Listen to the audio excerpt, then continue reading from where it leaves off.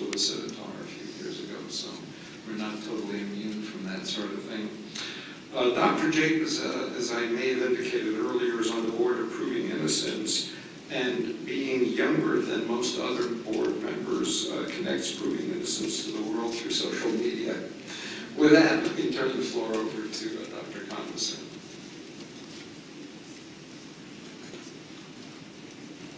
So the only thing worse than speaking at the end of the day is speaking after exonerees themselves, back exonerees. So a lot of what I'll say, they've already spoken about, but it's something we need to hear over and over again.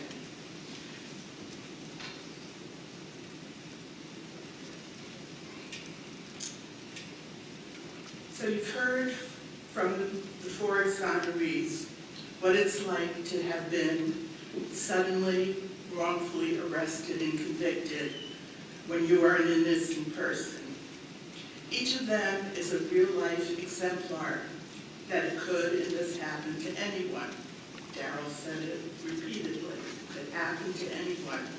People like you and me who could have been your father, your mother, your son, your daughter, your brother, your sister, your neighbor, your friend, your teacher, your nurse, or the woman behind you at the supermarket.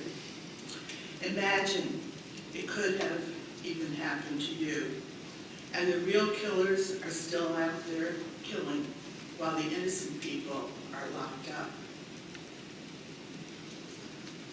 In late 2006, Professor Zalman heard me speak about the human impact of trauma on the lives of another understudied population, the survivors of terrorism in Israel, through my particular perspective of the possibility of positive change concurrent with the lasting effects of their traumatization. To hear Daryl talk about the importance of positivity just really, it touched me tremendously. Dr. Zalman quickly made the connection to survivors of wrongful conviction and told me that historically, most wrongful conviction studies had focused not on the innocent person themselves, but on the causes of miscarriages of justice that expose systemic flaws in the criminal justice system. And that those that did address psychological issues have focused on the psychology behind the causes. So he invited me into his world, into your world, and challenged me to explore the human impact of wrongful conviction on the wrongfully convicted person's life and the lives of their loved ones. As a trauma researcher, I was intrigued by the question and took on the important task of gathering what was known then about the human impact of wrongful conviction in general. Again, from my perspective of the possibility of positive change concurrent with the lasting effects of the traumatization. Wearing my other hat as an oral historian, my real passion became listening to the voices of wrongfully convicted and exonerated individuals, to learn from them about their experiences and to share their lessons to build public awareness. Soon thereafter, I met Julie Ray, a white woman. All of these women are white women. A young mother and doctoral student from the rural town of Lawrenceville, Illinois, who had been tried, convicted, and sentenced to 65 years in prison for the murder of her 10-year-old son, and had just been exonerated after 9 long years and the confession of a serial killer. Thus began my more specific focus on the psychological consequences of wrongful conviction in exonerated women. Synchronously, in early 2010, Julie and these 4 other women, Nancy Smith, Gloria Killian, Audrey Edmonds, and Beverly Monroe, I should have counted up how many years, probably 100 years in prison, found themselves in a sea of male exonerees at the annual Innocence Network conference. As the women discussed their experiences, they were struck both by the common elements of their own cases and by the stark differences between their wrongful conviction and those of their male counterparts. Out of those discussions came a vision for the first Women in Innocence Conference held in Troy, Michigan in November 2010. Attending were 8 exonerated women, several male exonerees, mothers, sisters, and friends of wrongfully convicted women who were still fighting for their innocence, and men, as well as supporters and advocates from the academic, legal, innocence, and larger communities. Julie Baumer, who had just been acquitted and exonerated, was there, as well as, I must recognize, Allison Hicks, who passed away a few days ago at age 54. This conference was followed in 2014 by a second conference at Northwestern University's Center on Wrongful Conviction Women's Project in Chicago, and with dedicated women's sessions from then on at all subsequent annual Innocence Network conferences. At these conferences, I have been privileged to organize roundtable discussions as a space for women exonerees to speak out and be heard, and to give voice to their emotion-laden experiences, so that we might learn from them about their unique qualities as women, the creative and resourceful strategies that help them cope with their situations, the physical, emotional, social, and material challenges that they continue to have post-exoneration, and their ongoing needs to rebuild their shattered lives and productively engage with life. Before I share some of these findings, first, a few facts. In the United States, females make up 7% of the total national prison population. And women face special problems in the criminal courts, in prisons, and post-release, including female-specific medical needs, sexual vulnerability and victimization, and the especially painful loss of personal relationships with husbands or children. Yet, they're receiving treatment in a system run by men and designed for men. The National Registry of Exonerations that Sam spoke about earlier maintains a database of all known exonerations in the United States since 1989. I did get a chance to update my slide. It currently includes 2,400 exonerations as a result of reconsideration of the case for evidence of innocence that was not presented at the trial. 213 cases, or 8.9%, involve women. And for these alleged crimes, the women served between 0 and 25 years in prison. ForJustice.org maintains a second comprehensive and more inclusive database. As of a year ago, it listed 4,800 individuals in the United States, just coincidentally twice that, who were judicially exonerated or pardoned since 1989 on the basis of innocence. And that database includes 406, or 8.5% women. So again, a similar percentage of women. However, we know that many more innocent men and women have never been identified and may be still fighting to prove their innocence while in prison, or having been released to the free world with their innocence unacknowledged. Furthermore, and to the topic of this other topic of this seminar, of the 213 women in the National Registry, 129, or 61%, identified as white.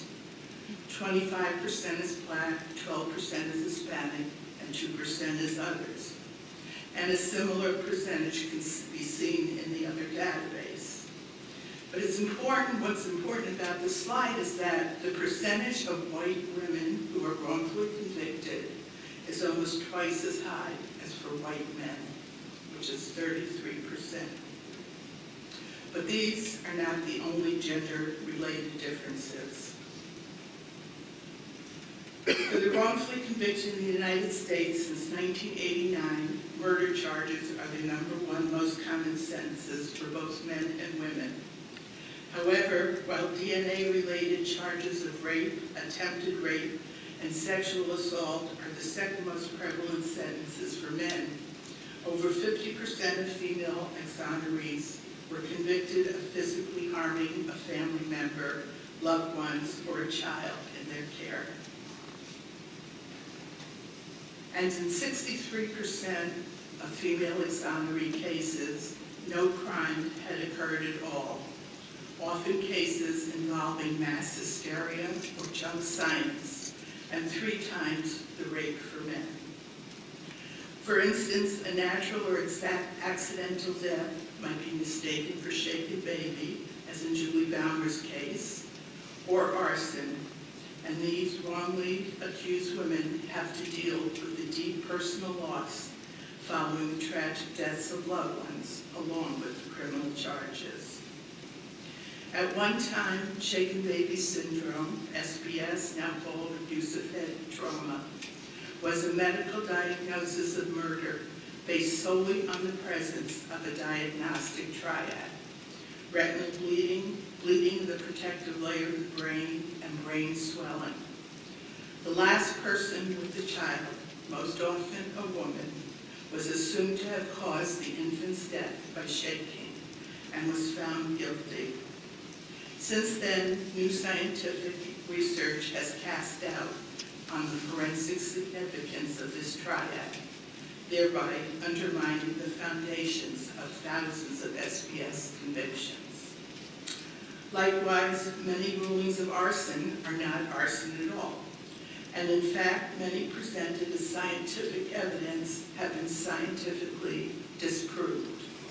And some are also phenomena which are regularly overemphasized or misinterpreted to reach conclusions that are scientifically wrong. And furthermore, many women, as well as men, have been caught up in mass convictions and prosecutions, as Sam discussed, more commonly characterized as a witch hunt, moral panic, or mass hysteria, which are the chief causes of miscarriages of justice in child sexual abuse cases. Other highly publicized mass exonerations of women's cases have resulted from alleged murder conspiracies and drug offenses. The disequilibrium created by the wrongful arrest, conviction, incarceration, and exoneration of an innocent person for a crime they did not commit can shatter their fundamental assumptions about themselves and their world. The effects of such extreme, abrupt discontinuity in a person's life experience following false arrest and imprisonment are moral or normal reactions to a set of pathological conditions that can become problematic when they are taken to extreme lengths, or can become chronic and deeply internalized, creating permanent scars deep inside the psyche. The trauma of wrongful conviction has been compared to the trauma suffered by torture survivors, concentration camp survivors, refugees, and asylees, and may be likened to the moral injury experienced by returning veterans of war, that is, trauma to their spirit, values, or deeply held beliefs and expectations. They are all survivors of sustained catastrophes that extend over long periods and can change their lives and the lives of their loved ones forever.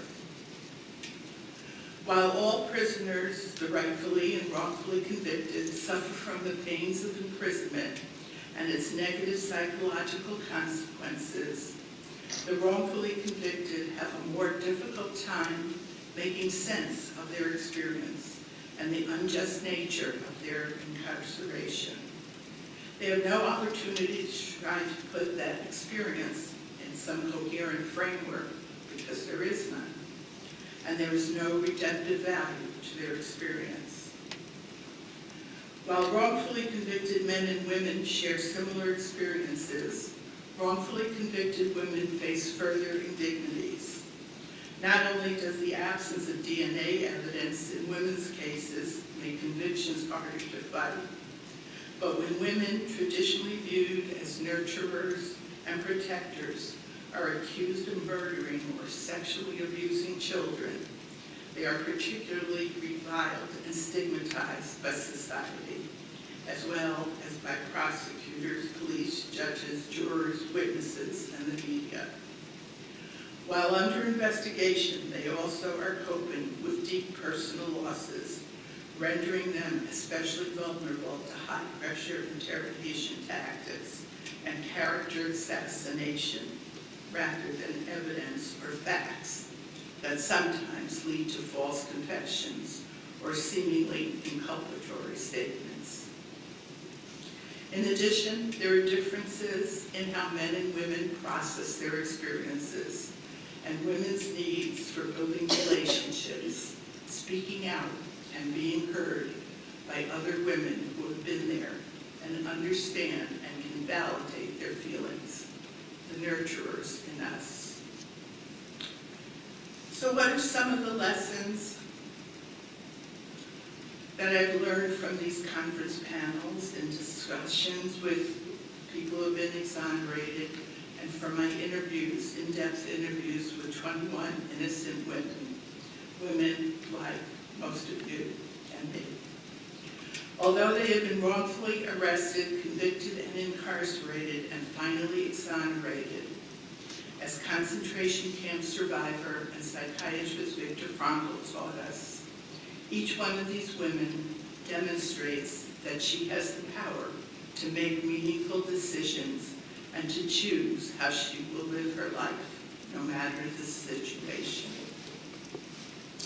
Because time is short, I will include the main themes that I heard, and only a few of the many supporting vivid examples in the voices of the women.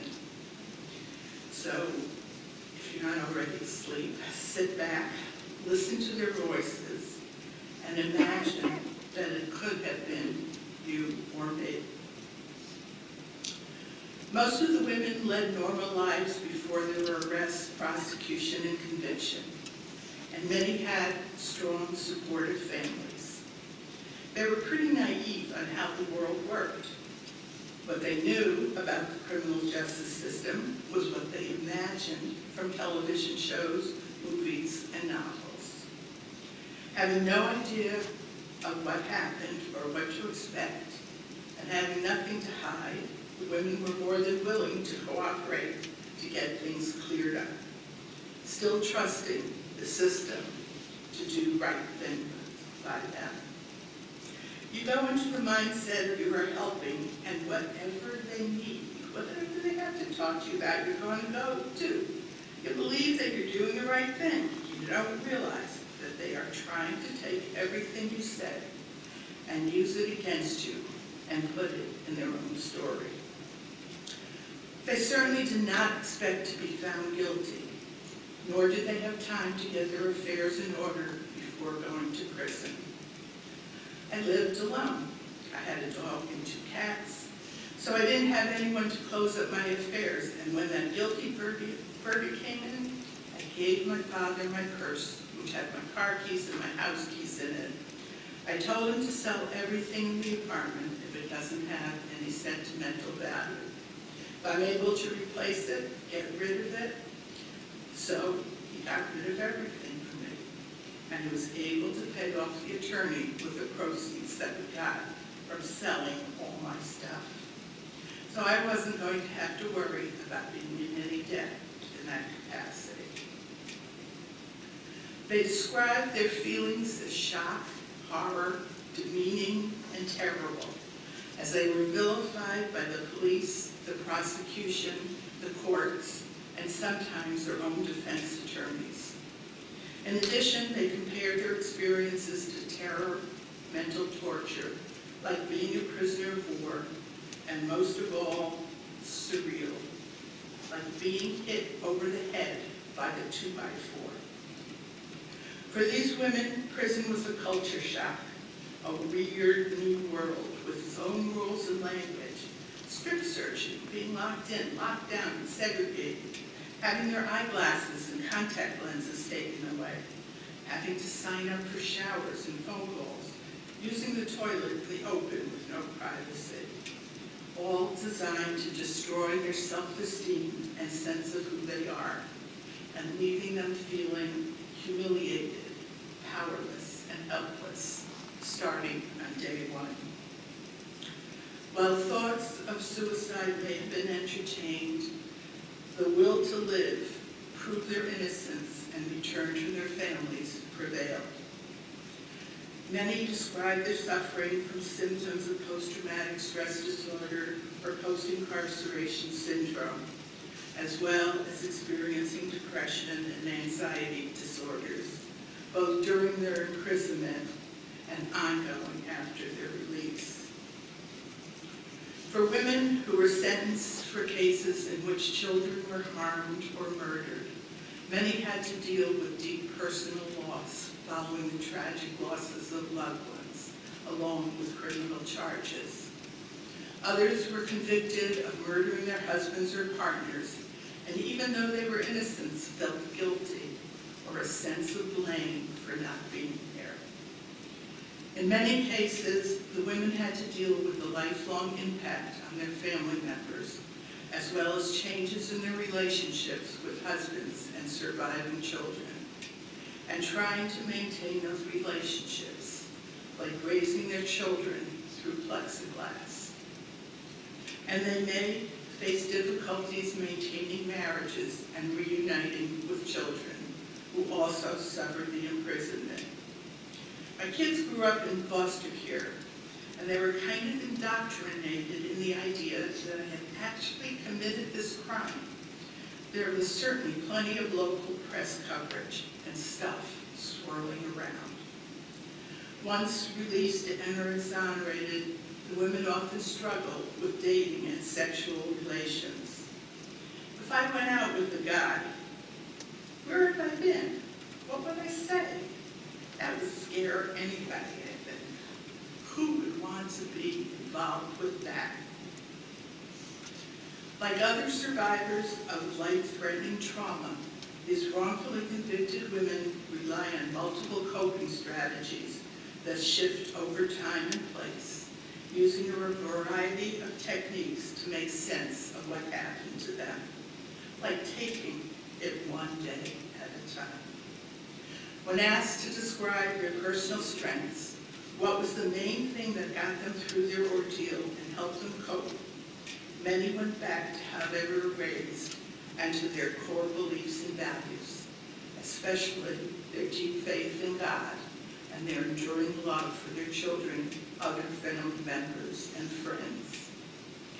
While incarcerated, many of the women coped by discovering reasons and purpose for their situations, like keeping busy with their cases, working, even if it was cleaning toilets and scrubbing showers, exercising, and doing good deeds.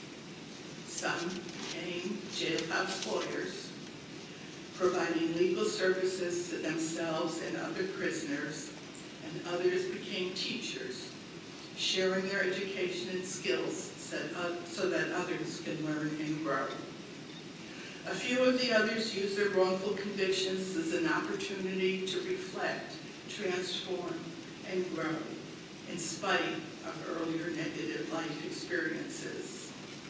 God wanted me to change, and I started laying down everything that I was doing that wasn't right. I started realizing that my life did mean something, and that I could change it. And above all, what kept these women going were hope and the divine power of the human spirit to make healthy choices and embrace life. Human beings can live without almost anything said hope, because without hope, our spirit, the spark that makes us human, soon withers and dies. After their release, reestablishing a sense of independence and control over their lives was very important because these were taken away from them while they were in prison. However, support was not always forthcoming, and coming home was often disappointing. The length of time since their release, the ongoing availability of housing, medical attention, and employment, and support for their financial, legal, emotional, and psychological needs all influence how they report they are coping. And most importantly, the women wanted their standing as innocent people acknowledged by prosecutors, investigators, or victims. Unfortunately, very few ever received an apology or closure. They never looked at me, never said they were sorry for what they did to me, or anything. How do you think that made me feel? In today's world, this was referred to, of World Wide Web and social media, it is difficult to maintain one's self-identity and not just be known as an exoneree, or she's the one who. So many continue to feel stigmatized. I was coming out of the grocery store, and she spit on me. Until you have actually been spit on, that is a sensation that you don't really want to go through. You don't get past that feeling. And regarding being technically exonerated, that is, their conviction either has been judicially overturned or they are pardoned on the basis of innocence, often a requirement for receiving compensation. Many cases still don't meet those criteria and remain open-ended, leaving a cloud of guilty over exoneree. Yet, and we heard this remarkably, very few express feelings of hatred or revenge or question why it happened to them. Despite it all, the women do find ways to move forward and sometimes even thrive, seeing themselves as survivors, not victims. They are determined to regain their self-respect and self-worth that were stripped away from them throughout their wrongful conviction, and do everything in their power not to let them win. After their release, many of the women find ways to channel their energies, continuing to participate in activism and education, and working to correct the injustices that they have suffered, creating organizations to help other prisoners they left behind or who have been released, the rightfully and the wrongfully convicted, as well as supporting those currently going through the wrongful conviction process. Although speaking engagements for the exonerated are important and can be healing, they also may be triggers of PTSD symptoms. On the other hand, for many, publicly speaking about their cases helps them normalize the trauma and builds confidence through acknowledgement and affirmation. As I described earlier, some of the women cope by seeking out other exonerees at conferences and events, finding comfort in community with those who understand their plight. In that space, they are able to build shared bonds with other women they refer to as my sisters and my new family, and find comfort, safety, and healing in community with supportive others who understand their pain, shame, and guilt, without having to explain what you've been or what you have been through. To witness the palpable changes in physical and emotional demeanor of a new exoneree who's just spent time with another exoneree is an indescribable and wondrous experience. The women agree, though, that their biggest need still is more time with each other. Nevertheless, they also recognize the need for broader public awareness of their unique qualities, issues, and challenges. We need to change the public perception of us. We don't really have a face yet. It's the innocence conferences that allow us to do this. This diverse group of exonerated women provides a composite and vivid portrait of what it is like to live with and beyond wrongful conviction, and to move alongside the horror and terror from some of the darkest experiences possible into a life that may be called extraordinary by human standards.